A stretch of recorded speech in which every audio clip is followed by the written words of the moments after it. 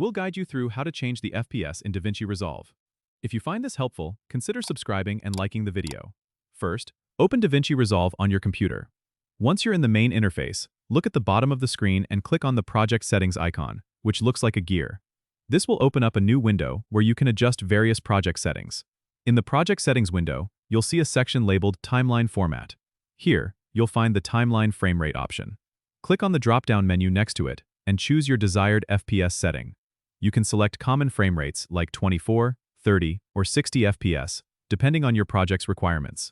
Remember, it's important to set the FPS before you start editing, as changing it later can cause issues with your clips and edits. Once you've selected the appropriate frame rate, click Save or OK to apply the changes. This will update the timeline to your chosen frame rate.